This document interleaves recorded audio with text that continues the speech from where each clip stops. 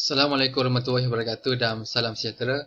Pada hari ini, kami akan membentangkan tajuk 5 HSE 353E Param 3 Sejarah Eropah Moden, iaitu tajuk Nilaikan Dasar Luar Bismarck yang dikenali sebagai Darah dan Besi antara tahun 1864 sehingga tahun 1870. Ahli kumpulan kami terdiri daripada Muhammad Hafizuddin bin Muhammad, Muhammad Arif Akbar bin Abdul Razak iaitu saya sendiri, dan Muhammad Afiq Hakimi bin Nuzaini. Kesemua kami merupakan pelajar tahun 3 dari Pusat Pengajian Ilmu Pendidikan, Pembelajaran Sejarah dan Permainan Bahasa Melayu. Seterusnya kita beralih kepada penyertaan tesis. Bersetuju bahawa dasar luar Bismarck di antara 1864 sehingga 1870 sememangnya bersifat darah dan besi. Okey, berikut merupakan gambar Otto von Bismarck. Seterusnya, ucapan darah dan besi oleh Bismarck. Kedudukan Prusia dalam Jerman tidak akan ditentukan oleh perjuangan liberalismenya, tetapi oleh kekuasaannya. Prusia mesti menumpukan perhatian kepada kekuatannya dan terus bertahan bagi menunggu masa dan waktu yang sesuai yang pada hakikatnya telah pun datang dan pergi beberapa kali sebelum ini. Sejak penjajahan Vienna, sepadan Prusia telah ditetapkan secara tidak wajar bagi sebuah negeri yang mempunyai kuasa politik yang hebat. Ucapan-ucapan bukan caranya untuk membuat keputusan bagi menyelesaikan persoalan-persoalan negara. Cara tersebut jelas satu kesilapan yang sangat besar pada tahun 1848 dan 1849, tetapi dengan besi dan darah. Holiday 1970. Seterusnya kita beralih kepada bahagian pengenalan. Dasar luar negara bermaksud matlamat rancangan dan tindakan yang dijalankan oleh sesebuah negara dalam usaha untuk berhubung dengan negara lain. Jadi, setiap negara ini mempunyai prinsip mereka tersendiri dalam menjalankan dasar luar negara mereka dengan negara lain. Dasar ini mementingkan aspek tindakan yang diambil oleh sesebuah negara bagi mempengaruhi keadaan-keadaan yang berada di luar bidang kuasanya. Seterusnya, kita beralih kepada konsep realpolitik. Konsep realpolitik ini dipelopori oleh Nicolas Machiavelli yang diterangkan dalam bukunya The Prince. Amalan ini menggunakan slogan The End Justifies the Means, iaitu mewajarkan apa sahaja cara dan tindakan seperti tipu helah, pemalsuan dokumen, pembunuhan, provokasi, ugutan, kekerasan senjata serta peperangan untuk mencapai matlamat politik. Matlamat utama dasar realpolitik Machiavelli adalah menghalalkan segala cara atau tindakan untuk tujuan dan kepentingan masing-masing. Bagi Machiavelli, matlamat utama politik ialah pencapaian dan pengekalan kuasa, manakala segala benda lain adalah soal sampingan sahaja. Jadi oleh itu kita dapat lihat misalnya Bismarck mengambil pendekatan dasar realpolitik ala Machiavelli dalam prinsip darah dan besi sebagai senjata dalam melaksanakan dasar luar negara semasa beliau memimpin Jerman, iaitu semasa menjadi Perdana Menteri dan juga Chancellor Prusia. Seterusnya, pada tahun 1861 telah berlaku perebutan kuasa antara Austria dengan Prusia berkenaan hak untuk melajui sebuah negara Jerman yang bersatu. Perebutan tersebut pada akhirnya telah dimenangi oleh Prusia pada tahun 1886. Seterusnya, Otto Bismarck ini merupakan orang yang penting yang menyumbang kepada penyatuan Jerman. Beliau pada mulanya tidak menyokong penyatuan Jerman, namun pada tahun 1851 beliau telah menjadi utusan dia ataupun parlimen penyatuan Jerman ke Frankfurt selama 8 tahun, yang menyebabkan timbul keinginan dalam diri beliau untuk menyokong penyatuan Jerman sepenuhnya. Sebenarnya Bismarck ini mahu Prusia yang menajui pemerintahan Jerman setelah disatukan.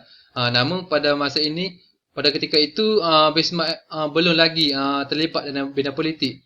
Jadi setelah Bismarck terjun dalam bidang politik, beliau telah mendapat perhatian Raja Frederick William IV dan kemudian dilantik sebagai wakil Prusia, didayat dan dihantar di dia iaitu parlimen dan dihantar ke negara lain sebagai utusan. Seterusnya, ketegasan Bismarck dalam pelaksanaan dasar darah dan besi dapat dilihat dalam ucapan beliau, iaitu selepas beliau dilantik sebagai Perdana Menteri Prusia pada 1862, seperti yang diterangkan tadi. Okey, seterusnya pada ayat yang terakhir iaitu pada perkataan darah dan besi. Ia memperlihatkan bahawa Bismarck percaya penyatuan Jerman pasti berlaku hanya dengan perang dan kekasaran sahaja. Hal ini menunjukkan bahawa Bismarck seorang yang tegas dengan pendirian dan telah menyebabkan berlaku beberapa siri peperangan dengan negara luar yang dilihat sebagai saingan untuk menjadikan Prussia sebagai ketua ketika Jerman disatukan nanti. Selain itu, Bismarck juga merupakan seorang yang licik dan bijak dalam mengatur strategi, di mana beliau mampu menimbulkan isu untuk menggalakkan peperangan berlaku, iaitu ia mahu mewujudkan casus belli. Iaitu casus belli ini bermaksud sebab atau alasan untuk memulakan peperangan.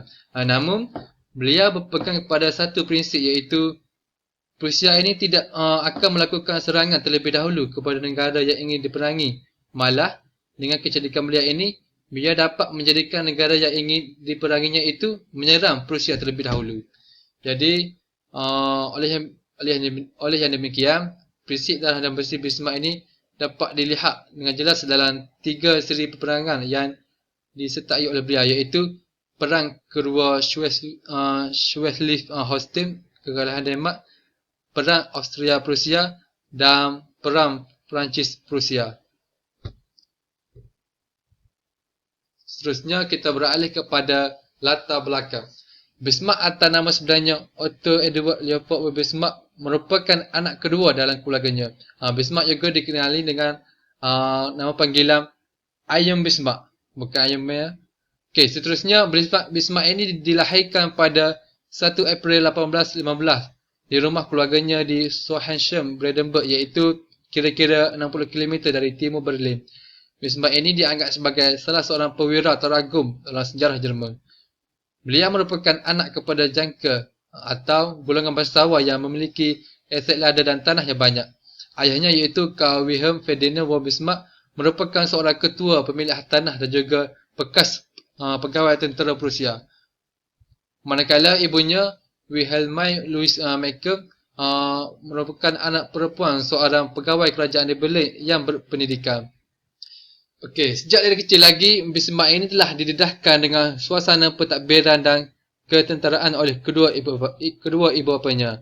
Jadi, tidak heranlah kita dapat lihat Bismarck ini dapat menyesuaikan dan mencubakan diri dalam bidang pentadbiran sejak usia yang muda lagi. Bismarck ini telah memegang beberapa jawatan penting dalam kerajaan Prussia seperti menjadi wakil Prussia di Parlimen Frankfurt, kemudian Menteri Pertama, Menteri Luar dan akhirnya menjadi Chancellor. Seterusnya kita beralih kepada perang yang pertama, iaitu Perang Kedua Schleswig-Holstein, kekalahan Denmark. Okey, perang ini berlaku pada tahun 1864 di antara Pakatan Prussia dengan Austria melawan Denmark. Perang ini pada akhirnya telah berpihak kepada pihak Prussia hasil pakatan dengan Austria. Okey, perang ini memperlihatkan kebijaksanaan Bismarck menggunakan prinsip darah dan besi bagi mendapatkan sokongan Austria untuk mengalahkan Denmark. Okey, jadi apakah punca yang mencetuskan perang ini? Okey, perang ini berlaku disebabkan pertikaian wilayah atau daerah iaitu Schleswig dan Holstein. Kedua-dua daerah ini terletak di bawah pemerintahan Raja Denmark pada ketika itu, iaitu Raja Christian IV. Di kawasan Schleswig, ia diduduki oleh ramai penduduk Denmark, manakala kawasan Holstein pula kebanyakannya terdiri daripada bangsa Jerman yang ingin membebaskan diri mereka dari Denmark dan seterusnya bersatu menjadi negara Jerman. Tindakan kerajaan Denmark memasukkan perlembagaan wilayah Schleswig dan Holstein, lalu memasukkan kedua-dua wilayah ini sepenuhnya di bawah pentadbiran kerajaan Denmark, telah menimbulkan kekecohan, di mana perkara ini telah bertentangan dengan rancangan Bismarck, iaitu untuk menyatukan Jerman. Jadi, keengganan Denmark untuk memulakan semula Schleswig dan Holstein telah menyebabkan Pakatan Prussia dan Austria menyerang Denmark. Seterusnya kita beralih kepada kesan. Jadi, kekalahan Denmark dalam perang tersebut menyebabkan Denmark terpaksa melepaskan haknya sebagai kuasa kepada Schleswig dan Holstein. Sejak dari awal lagi telah dicandarkan dalam Diet Persekutuan Jerman bahawa kesemua negeri yang diwakili oleh Jerman patut menentukan nasib wilayah-wilayah Fin. Namun, sebelum pilihan ini dilaksanakan, Bismarck terlebih dahulu mendesak Austria untuk bersetuju dengan Convention Gasting. Hasilnya, berdasarkan perjanjian Gasting yang ditandatangani pada 20 Ogos 1865, Prusia mendapat Schleswig manakala Austria mendapat Holstein.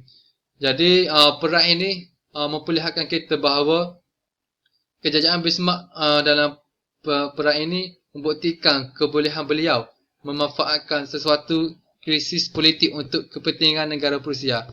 Selain itu, peristiwa ini juga memperlihatkan bahawa Bismarck ini mampu menjadikan Austria sebagai kawan apabila perlu dan lawan apabila keadaan lain yang berlaku. Jadi rentetan daripada perang ini, maka tercetusnya perang Austria-Prusia yang akan menjayakan usaha Bismarck. Okey, seterusnya saya serahkan kepada pembatan seterusnya. Baik, bismillahirrahmanirrahim. Saya akan menyambung pula untuk Perang Austria-Prusia. Baik, Perang Austria-Prusia ini berlaku pada tahun 1866, berlaku selama 7 minggu dan digelar sebagai Blitzkrieg, iaitu Perang Kilat. Dan perang ini juga dikenali sebagai Seven Weeks War, Perang 7 minggu. Sebelum ni kita dah tengok dan kita dah tahu di bahagian arif akhbar tadi bahawa Austria dan Prusia ni bekerjasama dalam isu Schleswig dan Holstein. Tetapi apabila mereka telah berjaya, telah dapat matlamat ataupun menguasai Schleswig dan Holstein itu, berlaku pula perselisihan faham, berlaku pula ketidaksetujuan di dalam perjanjian yang telah mereka persetujui, iaitu perjanjian Gasting ataupun dikenali juga sebagai Convention Gasting.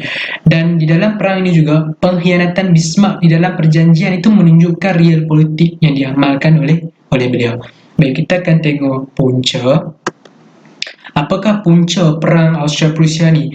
Yang paling utama yang saya boleh nyatakan bahawa Bismarck menginginkan kuasa dan dia ni memang tak pernah suka, beliau memang tidak menyukai Austria. Dan beliau mahu cari jalan untuk menyingkirkan Austria dan menyatukan Jerman sebab dia ni beranggapan bahawa Austria merupakan sebuah kuasa yang akan menghalang penyatuan Jerman dan mengurang ataupun melambatkan penyatuan Jerman. Jadi harus ada cara untuk dia menyingkirkan Austria. Jadi perselisihan faham tentang pembahagian dan Convention Gasting itu digunakan oleh Bismarck untuk mewujudkan perang bagi mencapai matlamat untuk menyingkirkan Austria dan mendapatkan wilayah Holstein itu. Okey, kita lihat bahagian ketiga ataupun poin yang ketiga, iaitu Convention Gasting berlaku ataupun berlangsung pada Ogos 1865. Tetapi sejarawan Amerika iaitu David Thompson mengatakan bahawa pembahagian Schleswig dan Holstein ini bukanlah satu penyelesaian kepada isu-isu yang timbul, tetapi perjanjian ini hanyalah dianggap sementara oleh Bismarck, manakala Austria memegang janji Prusia, menganggap perjanjian ini perjanjian kekal dan wilayah Holstein itu menjadi milik mereka. Tetapi Bismarck tidak. Bismarck dia memang mahu cari jalan untuk mendapatkan wilayah Holstein itu. Dan apa yang Bismarck buat? Bismarck mewujudkan isu-isu dan tanggapan-tanggapan untuk membawa ataupun membuka jalan kepada perang dengan Austria. Antara isunya ialah beliau menimbulkan isu ataupun mengeksploitasi isu Austria melanggar perjanjian Gasting itu. Beliau menyatakan juga bahawa bahawa Austria menyokong Duke Augustenberg, menyebabkan perjanjian itu terbatal ataupun dicabuli. So, perang harus berlaku. Itu yang dikatakan ataupun dihujahkan oleh Bismarck kepada Maharaja Prusia dan akhirnya Maharaja menyokong, menyebabkan perang ini berlaku, menyebelahilah Bismarck untuk berperang. Dan pada saya inilah real politik yang diamalkan oleh Otto von Bismarck, iaitu mewujudkan isu, mewujudkan tanggapan, mengeksploitasi perkara-perkara yang ada menyebabkan membawa kepada perang. Dan apa lagi yang Bismarck buat? Bismarck juga di dalam perang ini dia telah buat satu pakatan sulit dengan Perancis, Rusia dan Itali. Itali membekalkan ketenteraan, Perancis dan Rusia bersikap berkecuali tetapi menyokong kepada Prusia. Menyebabkan di sinilah sebenarnya Bismarck ni pandai, dia nak berperang tetapi dia tak mahu ada kuasa besar menyokong Austria, menyebabkan dia buat pakatan ini, pakatan-pakatan kuasa-kuasa ni semua sokong dia. Jadi kita fikirkan logik lah, bila ada kuasa besar sokong, semestinya lah dia akan menang. Dan bila tak ada kuasa yang menyokong, Austria last sekali akhirnya kalah. Jadi menyebabkan inilah dasar real politiknya. Dia pintar menggunakan segala jenis cara untuk pastikan dia menang, matlamat dia tercapai. Jadi kita akan lihat kepada kesan perang ini. Apakah kesannya? Secara jelas Austria kalah, dan bila Austria kalah, Austria tidak lagi campur tangan dalam hal ehwal Jerman. Penyatuan Jerman tu akan lebih mudah bila Austria ni tak ada lagi campur tangan. Ini yang Bismarck inginkan dan akhirnya tercapailah. Dan wilayah Holstein itu dikuasai sepenuhnya oleh Prusia dan Austria hilang kuasa dan pengaruh. Prusia menjadi penguasa di Jerman, terbentuknya Persekutuan Jerman Utara. Okey, wilayah Holstein ni terletak di utara, dan di bahagian utara itu terdapat juga wilayah-wilayah ataupun negeri-negeri yang kecil. Negeri-negeri kecil ni dalam 21 buah negeri kecil itu penting untuk disatukan untuk mereka menyokong penyatuan Jerman. Jadi Bismarck melihat pentingnya wilayah ini untuk kita kuasai, untuk kita membawa kepada penyatuan Persekutuan Jerman. Dan apabila Austria tewas, Austria kalah, wilayah ini kembali dikuasai oleh Bismarck, dikuasai oleh Prusia, dan akhirnya terbentuklah Persekutuan Jerman Utara dengan sokongan-sokongan daripada wilayah-wilayah ataupun kawasan-kawasan ini.